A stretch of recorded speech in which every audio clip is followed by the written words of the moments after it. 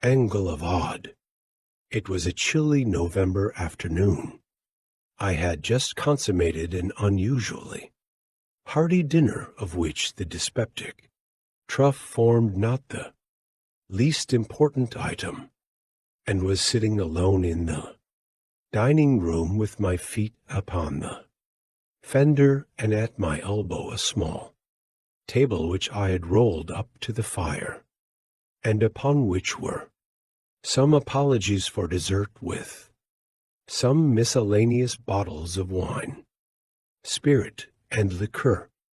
In the morning I had been reading Glover's Leonidas, Wilkie's Epigoniad, Lamartine's Pilgrimage, Barlow's Columbiad, Tuckerman's Sicily, and Griswold. Curiosities. I am willing to confess, therefore, that I now felt a little stupid. I made effort to arouse myself by frequent aid of Lafitte, and all failing, I betook myself to a stray newspaper. In despair, having carefully perused the column of houses to let and the column of dogs lost, and then the columns of wives and apprentices run away, I attacked with great resolution the editorial matter, and reading it from beginning to end without understanding a syllable, conceived the possibility of its being Chinese, and so reread it from the end to the beginning, but with no more satisfactory result. I was about throwing away in disgust this folio of 4 pages happy work, which not even critics criticize, when I felt my attention somewhat aroused by the paragraph which follows. The avenues to death are numerous and strange. A London paper mentions the decease of a person from a singular cause. He was playing at Puff the Dart, which is played with a long needle inserted in some worsted and blown at a target through a tin tube. He placed the needle at the wrong end of the tube, and drawing his breath strongly to puff the dart forward with force, drew the needle into his throat. It entered the lungs, and in a few days killed him. Upon seeing this, I fell into a great rage, without exactly knowing why.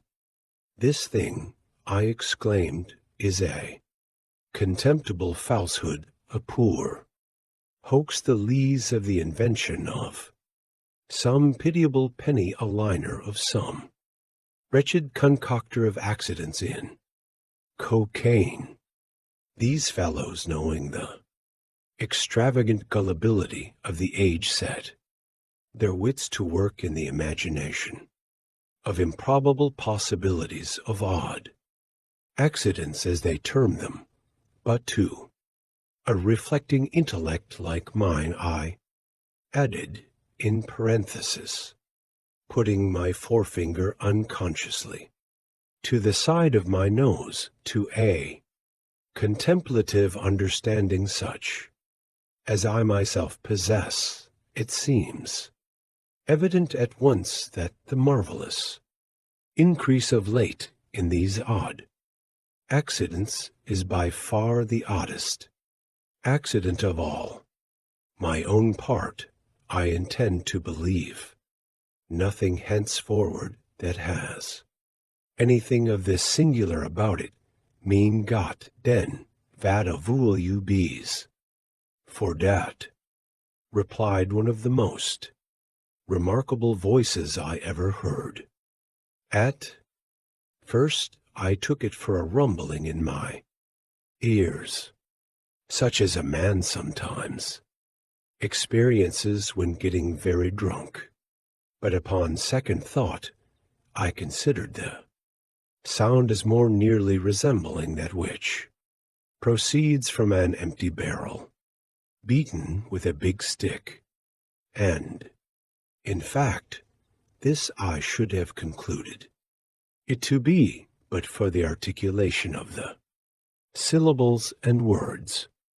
I am by no means naturally nervous, and the very few glasses of Lafite which I had sipped served to embolden me a little, so that I felt nothing of trepidation, but merely uplifted my eyes with a leisurely movement and looked carefully around the room for the intruder. I could not, however, perceive any one at all. "Humph," resumed the voice as I continued my survey, "you must pay. So drunk as die pig den for not ze me as I sit here at your side."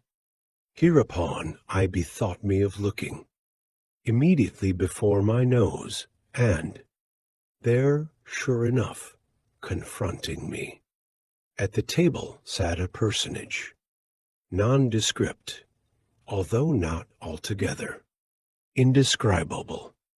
His body was a wine-pipe or a rum-puncheon, or something of that character, and had a truly Falstaffian air. In its nether extremity were inserted 2 kegs which seemed to answer all the purposes of legs. For arms, there dangled from the upper portion of the carcass 2 tolerably long bottles with the necks outward. For hands, all the head that I saw the monster possessed of was one of those Hessian canteens which resemble a large snuff-box with a hole in the middle of the lid. This canteen with a funnel on its top, like a cavalier cap slouched over the eyes, was set on edge upon the puncheon with the hole toward myself, and through this hole, which seemed puckered up like the mouth of a very precise old maid, the creature was emitting certain rumbling and grumbling noises, which he evidently intended for intelligible talk. "I say," said he, "you mos pay drunk as die pig, vor zit there, and not see me. Zit and I say do, you mos pay. Pigger vool as die goose, vor too. Disbelief vat is print in die print. 'Tis die truth dat it is every vord obeit. Who are you, pray?" said I with much dignity, although somewhat puzzled. "How did you get here? And what is it you are talking about?" "As vor au I come dere," replied the figure, "dat is none of your business.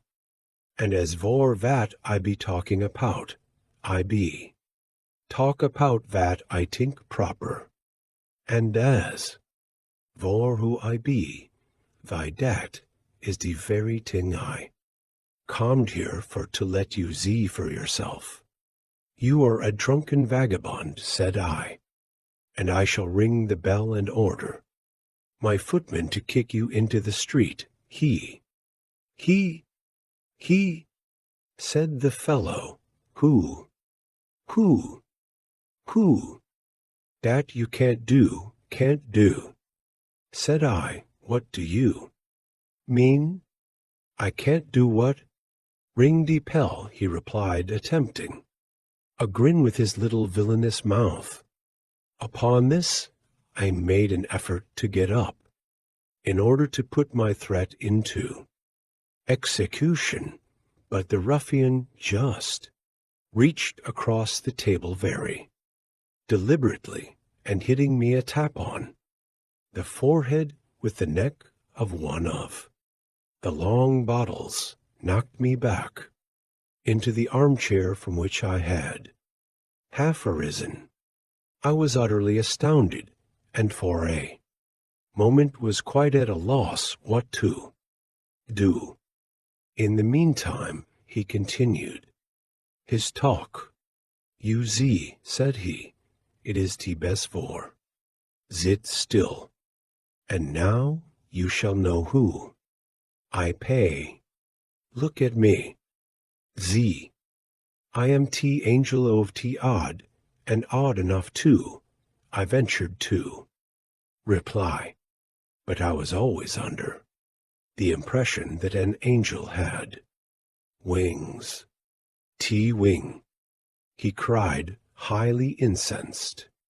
Vad I pay do MIT T-wing. Mean Gott, do you take me for a chicken? No, oh no, I replied, much alarmed.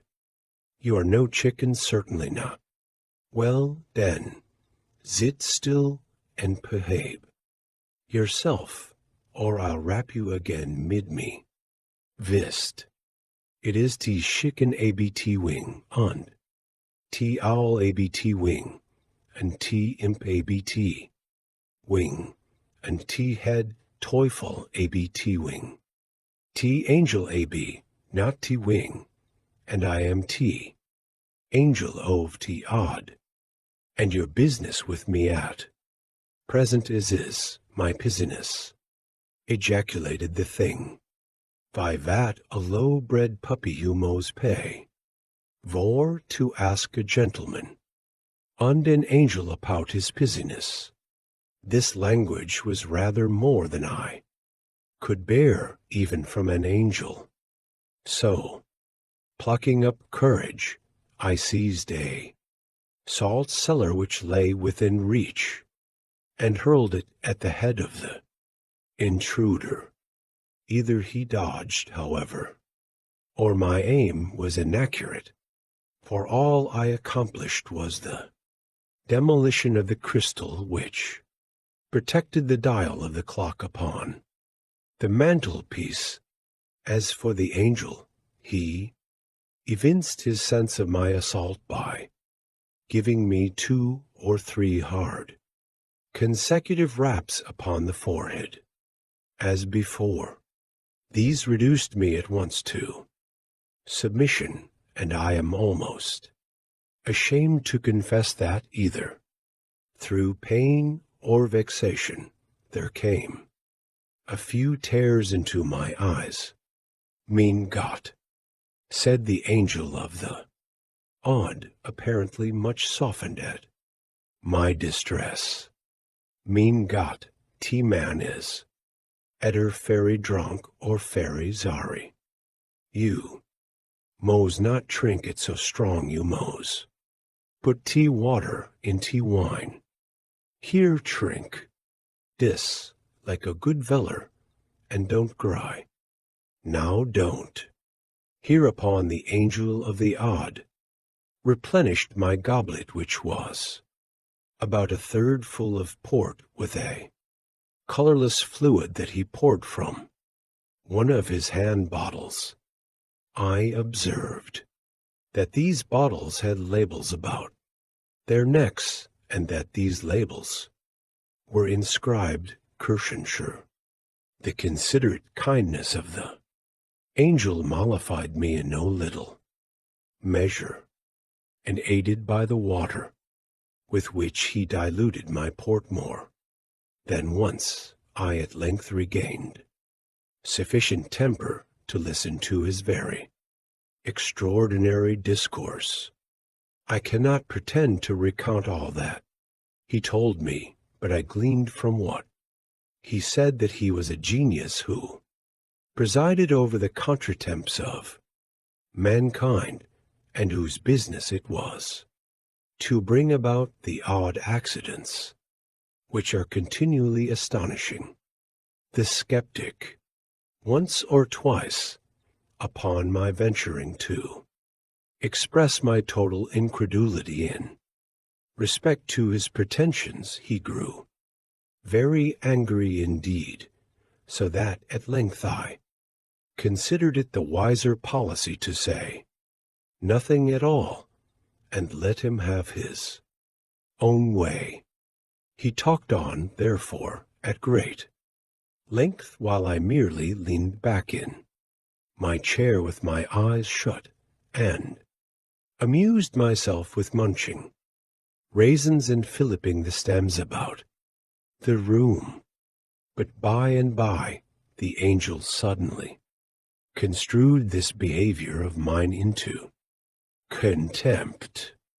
He arose in a terrible passion, slouched his funnel down over his eyes, swore a vast oath, uttered a threat of some character, which I did not precisely comprehend, and finally made me a low bow and departed, wishing me, in the language of the Archbishop in Gil Bias, beaucoup de bonheur et un peu plus de bon sens. His departure afforded me relief. The very few glasses of Lafite that I had sipped had the effect of rendering me drowsy, and I felt inclined to take a nap of some 15 or 20 minutes, as is my custom after dinner.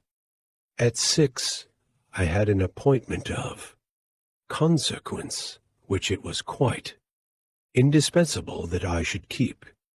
The policy of insurance for my dwelling house had expired the day before, and some dispute having arisen, it was agreed that at 6 I should meet the board of directors of the company and settle the terms of a renewal.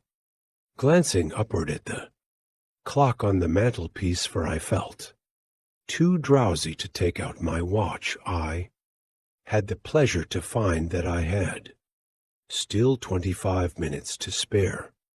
It was 5:30. I could easily walk to the insurance office in 5 minutes, and my usual siestas had never been known to exceed 25. I felt sufficiently safe, therefore, and composed myself to my slumbers forthwith. Having completed them to my satisfaction, I again looked toward the timepiece and was half inclined to believe in the possibility of odd accidents when I found that, instead of my ordinary 15 or 20 minutes, I had been dozing only 3, for it still wanted 27 of the appointed hour. I betook myself again to my nap, and at length a second time awoke, when, to my utter amazement, it still wanted 27 minutes of 6. I jumped up to examine the clock, and found that it had ceased running. My watch informed me that it was 7:30, and of course, having slept 2 hours, I was too late for my appointment. It will make no difference, I said. I can call at the office in the morning and apologize. In the meantime, what can be the matter with the clock? Upon examining it, I discovered that one of the raisin stems which I had been filliping about the room during the discourse of the angel of the odd had flown through the fractured crystal, and lodging singularly enough in the keyhole with an end projecting outward, had thus arrested the revolution of the minute hand. "Ah," said I see how it is. This thing speaks for itself. A natural accident, such as will happen now." And then I gave the matter no further consideration, and at my usual hour retired to bed. Here, having placed a candle upon a reading stand at the bed head, and, having made an attempt to peruse some pages of the omnipresence of the deity, I unfortunately fell asleep in less than 20 seconds, leaving the light burning as it was. My dreams were terrifically disturbed by visions of the angel of the odd. Methought he stood at the foot of the couch, drew aside the curtains, and in the hollow, detestable tones of a rumpuncheon menaced me with the bitterest vengeance for the contempt with which I had treated him. He concluded a long harangue by taking off his funnel cap, inserting the tube into my gullet, and thus deluging me with an ocean of Kirschenshire, which he poured in a continuous flood from one of the long-necked bottles that stood him instead of an arm. My agony was at length insufferable, and I awoke just in time to perceive that a rat had run off with the lighted candle from the stand, but not in season to prevent his making his escape with it through the hole. Very soon a strong, suffocating odor assailed my nostrils. The house, I clearly perceived, was on fire. In a few minutes the blaze broke forth with violence, and in an incredibly brief period the entire building was wrapped in flames. All egress from my chamber, except through a window, was cut off. The crowd, however, quickly procured and raised a long ladder. By means of this I was descending rapidly, and in apparent safety, when a huge hog, about whose rotund stomach, and indeed about whose whole air and physiognomy, there was something which reminded me of the angel of the odd, when this hog, I say, which hitherto had been quietly slumbering in the mud, took it suddenly into his head that his left shoulder needed scratching, and could find no more convenient rubbing post than that afforded by the foot of the ladder. In an instant I was precipitated, and had the misfortune to fracture my arm. This accident, with the loss of my insurance, and with the more serious loss of my hair, the whole of which had been singed off by the fire, predisposed me to serious impressions, so that finally I made up my mind to take a wife. There was a rich widow disconsolate for the loss of her 7th husband, and to her wounded spirit I offered the balm of my vows. She yielded a reluctant consent to my prayers. I knelt at her feet in gratitude and adoration. She blushed and bowed her luxuriant tresses into close contact with those supplied me temporarily by Grand Jean. I know not how the entanglement took place, but so it was. I arose with a shining pate, wigless, she in disdain and wrath, half buried in alien hair. Thus ended my hopes of the widow, by an accident which could not have been anticipated. Without despairing, however, I undertook the siege of a less implacable heart. The fates were again propitious for a brief period, but again a trivial incident interfered. Meeting my betrothed in an avenue thronged with the elite of the city, I was hastening to greet her with one of my best considered bows when a small particle of some foreign matter lodging in the corner of my eye rendered me for the moment completely blind.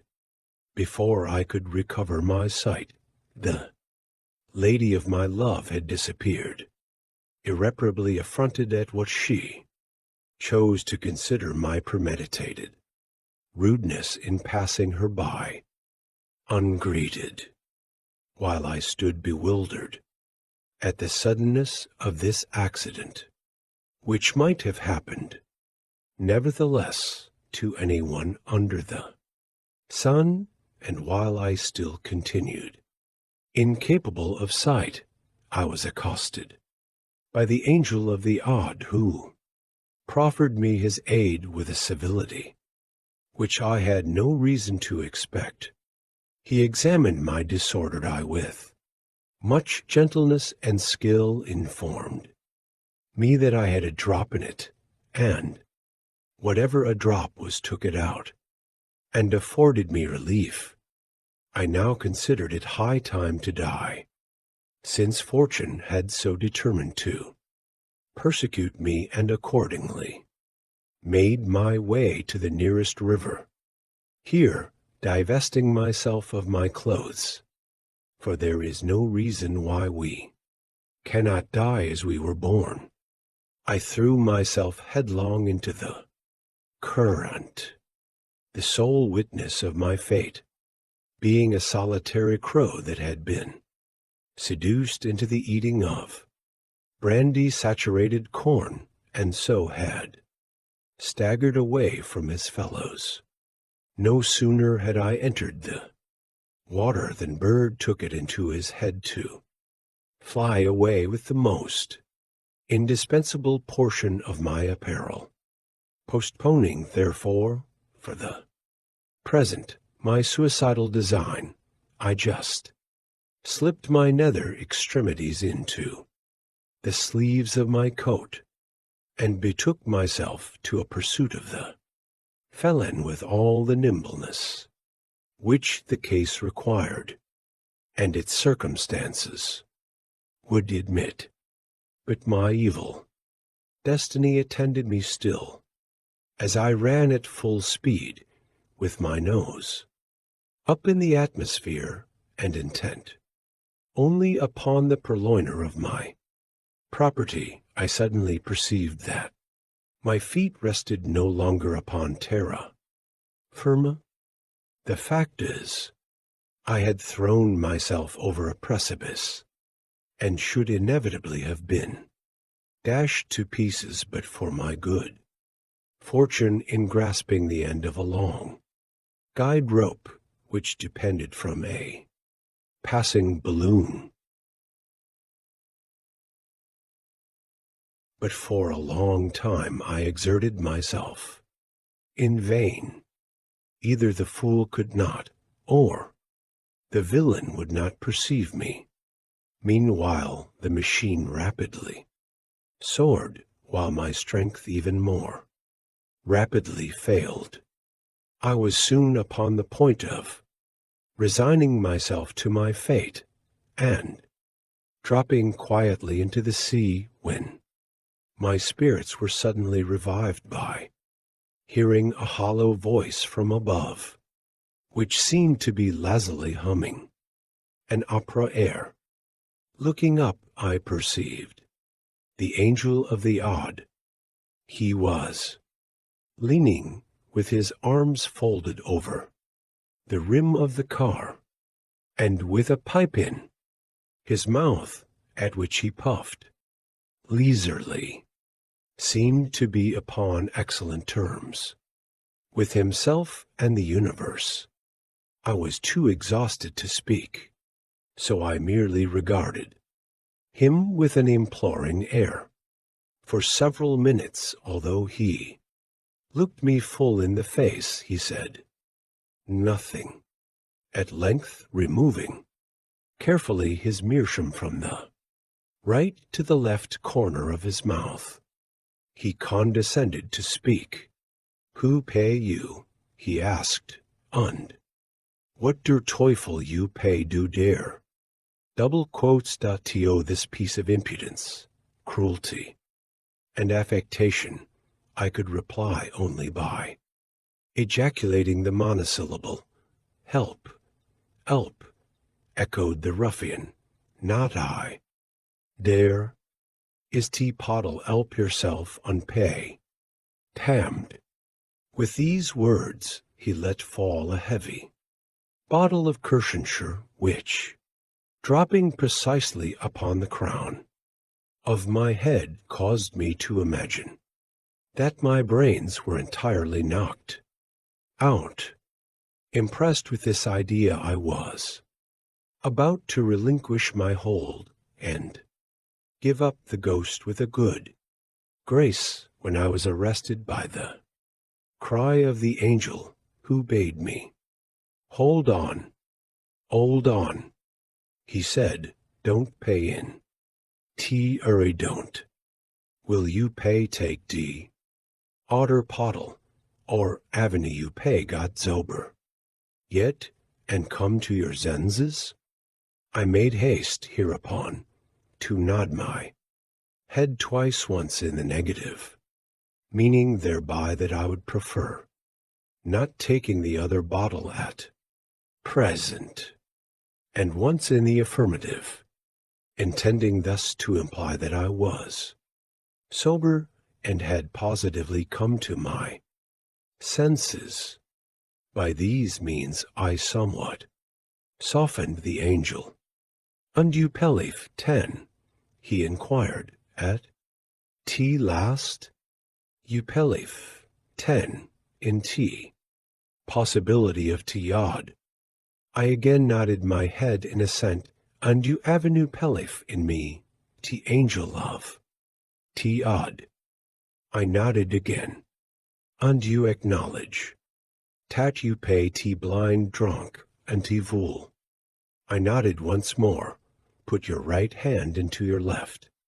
Preaches pocket 10 in token of your vol submission unto tea angel. Of tea odd. This thing, for very obvious reasons, I found it quite impossible to do. In the first place, my left arm had been broken in my fall from the ladder, and therefore, had I let go my hold, with the right hand I must have let go altogether. In the second place, I could have no breeches until I came across the crow. I was therefore obliged, much to my regret, to shake my head in the negative, intending thus to give the angel to understand that I found it inconvenient just at that moment to comply with his very reasonable demand. No sooner, however, had I ceased shaking my head than go to der Teufel 10, roared the angel of the odd. In pronouncing these words he drew a sharp knife across the guide rope by which I was suspended, and as we then happened to be precisely over my own house, which, during my peregrinations, had been handsomely rebuilt, it so occurred that I tumbled headlong down the ample chimney and alley upon the dining-room hearth. Upon coming to my senses, for the fall had very thoroughly stunned me, I found it about 4 o'clock in the morning. I lay outstretched where I had fallen from the balloon.